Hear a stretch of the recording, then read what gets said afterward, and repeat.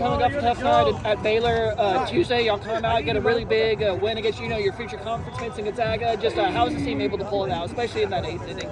Yeah, just getting back to the present moment. We got punched right there in I think it was top of the 8th, and just finding a way to get back in the present moment. I mean, grinding out ABs 1 through 9. I think Double said it earlier. We're on base 8 out of 9 innings tonight.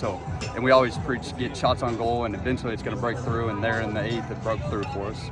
How excited were you whenever bases loaded at the bottom of the 8th inning to go up there and get that at bat and that double? Yeah, I mean that's what we work for every day. You work for those big moments. You're ready for them, and at that moment, you just got to trust your preparation and go get the job done. Yeah, the defense kind of had a tough top of the 4th inning. Especially a lot of fielding errors. So now, how does the team just try to regroup from that? Especially when you give up 5 runs, how is the offense able to kind of rebound from that? Yeah, just like I said, getting back to the present moment. You can't dwell on what we did in the inning before or the pitch before. It's all about getting to the next pitch and keep grinding out ABs. And, what can you say about this offense being able to put the grind to the grindstone, being able to grind out those runs, being able to get to a point where y'all are able to take the lead in the bottom of the 8th? Just grinding out ABs, winning 1 pitch at a time, not looking to do too much, just being very simple in our approaches. How surprised were you whenever they decided to walk Manny Salas in the 8th? Not very surprised. I mean, that man's seeing a beach ball right now. I'm really excited. Can't wait to get back out here tomorrow with him. He's an unbelievable guy, an unbelievable hitter. Yeah, a lot of newcomers, being able to establish their roles. Not only Manny, but JK, Tyler Cooper coming in there in the bottom of the 9th. What can you say about these newcomers being able to put their stamp on this program? Yeah, I mean, they're all hungry. We're all hungry to go make a big impact this year and do something this place has never done. So I think that's what we show up every day is we have a chance to go do something special for this program and this university. After Granite got a really tough win, how does this team kind of come back Saturday to try to take the series? Flush it at midnight and get ready to go tomorrow. You said before the season that the goal is obviously to win a Sun Belt championship, but how does it feel, seeing your potential future with Gonzaga taking the field? I mean, it's good. It's obviously you get a little preview of what they're going to be next year. You get to see some guys that they have this year, and I think it's just, I don't know, it's kind of fun seeing the new guys. And was their style of baseball any different than what you're usually used to seeing in the Sun Belt? No, I mean, that's a pretty good team over there. I mean, we kind of, like Double D said, it could have been a blowout game, and we just really got to focus on us and not really worry about who's over there. Well, Coach, your team comes back after a tough night in Baylor, grinds out a really good win against, your future conference opponent. Just overall thoughts about how your team performed, especially in the bottom of the 8th. Yeah, I thought it was a really gutsy performance, all the way around. Thought Freddie did a good job starting it off. Obviously had the big inning there, and so that's, part of the learning experience as well. Beaversdorf was phenomenal. Zay was good, and then Coop got his first save as a freshman. So really good job. Our only free 90s the whole night came from our defense, which they all hurt us in those moments, but did a great job. We didn't walk anybody, hit anybody, didn't build innings besides a couple of errors, and so I thought it was a really good job. And then offensively, honestly, probably one of our most complete nights against really good arms. I mean, that guy's going to be a really good arm for them. The changeup guy, phenomenal, was good last week, and so we just grinded out at bats. And so I think every inning but one, we had base runners on, almost 200 pitches they had to throw over there, and so we made them work, and some big swings by Chase and Manny and everybody just getting going. So really, I mean, to me, we were talking about in the 5th, I was like, hey, this is adversity. We had, Stu went down, we were down. A lot of things were kind of not going our way, but to me, that's what our program is built on, is adversity. And so we were right in the middle of the battle, and our guys did a phenomenal job just stepping up and believing in it. Do you have any update on JK Stewart? Saw he left in the 4th. Yeah, it was just some arm stuff. He made that throw, and so we're going to get some imaging done tomorrow, some precautionary things to see. Hopefully he's okay, and kind of go from there. So kind of a chilly night.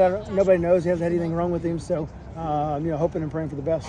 Yeah, obviously a very tough top of the 4th inning. Giving up those 5 runs, especially all those errors that kind of contributed to that. Just, I guess, what are you telling the team after you have an inning like that, and just trying to get the momentum back on your side? Yeah, we're really big on flushing it. I mean, we don't dwell on it. Obviously, we make notes for practice and notes tomorrow to talk about it. For us, you don't dwell on it. You get to the present moment. You get to the next at bat, the next pitch, and you go put some runs up or go do whatever you can. And so, to us, there's not a lot of yelling and screaming going on. I mean, everybody's frustrated, obviously, but you get in and you find a way to get them in a good frame, mind frame, and go to the next pitch. And so I thought we did a great job of that, because if you're not a tough team, you kind of fold there. And so a lot of things were going bad our way in that whole inning, and you kind of get through it, and then you start making better pitches and better plays and get the offense going.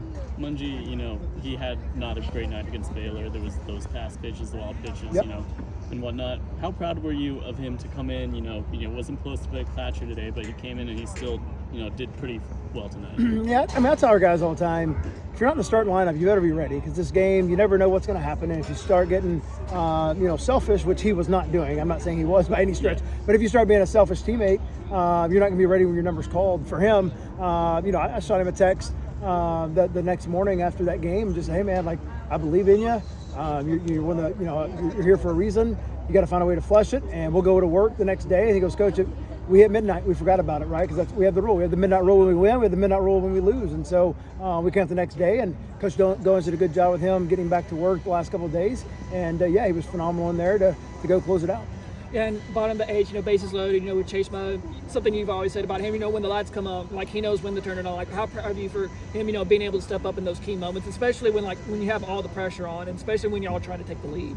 Yeah, I mean, you've seen that for a long time with Chase, right? He's gonna swing and miss every once in a while, take a wild swing, maybe swing and miss, as he did the first two changeups, and then he gets really competitive and knows the way to barrel it up. And so, it's a really tough battle right there with that changeup going on. He swung and missed at two of them, but wasn't going to let a third one happen. So, there's a lot of guys I like that with bases loaded. He's definitely at the top.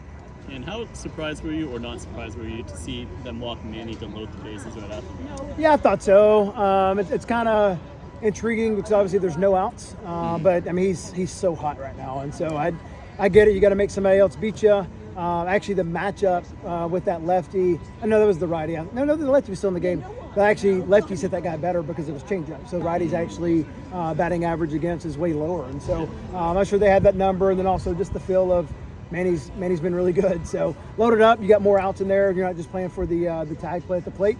And so that's part of it. And you're trying to minimize the inning there. Yeah, and then Beaversdorf, he came into a really tough situation, and then he just delivered three really quality innings, shutout innings, and he almost did the same thing at Baylor. How proud of you for being able to step up in some really tough situations and be able to get y'all out of those? Yeah, those roles were crucial. That's a guy that we could easily start, but we also know that it's a guy that when we bring in to bad situations, he's tough enough to get through it. Sorry, he's got multiple breaking balls. He's got a really good fastball, and he's ultra competitive. And all the guy's done is won his entire career. And so, we could easily start him, but I think he's got that role, which is huge. You got to have starters, but you got to have guys to come in when things are going bad for you and find a way to get a strikeout or a ground ball.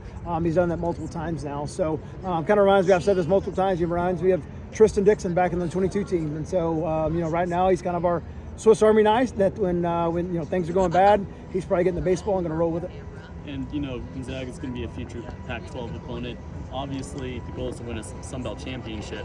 But, just looking forward to the future, how did it feel to see, a glimpse of what the Pac-12 might look like? Yeah, it was awesome. I mean, we knew going into it was going to be a quality game. And know they have quality arms, quality players, and obviously really great coaches. And so we got to meet them today for a luncheon that Dr. Danfus and Don put on for us today. And so that was unique, and get to sit down and just kind of talk to them a little bit about, kind of their strategy and coaching, recruiting, and everything. But yeah, it's great to see the glimpse of what it could be. And so obviously personnel could change, but yeah, kind of start those battles and hopefully you build on them. Yeah, you gave Wade Cooper the chance to get the save in the top of the ninth, and obviously he repaid y'all, What can you say about a freshman coming into a role like that, where you need him to get this out and be able to deliver? Yeah, he's got electric stuff, and same thing. We messed with him on possibly starting. He'd easily do that for us as well, but he's got the stuff that can the ninth inning, he's got swing and miss stuff, and he's also got that composure. Even though he's a freshman, you can say we rely on our freshmen all the time, and so we believe in them. They're here for a reason, and so for us, right now. He's our closer. We got multiple guys back there with Connell and Zay and some other guys, but right now we got the lead. He's getting the ball if he's healthy, ready to go. And also, first win as a dad for Coach Linehan. Congrats, Corey.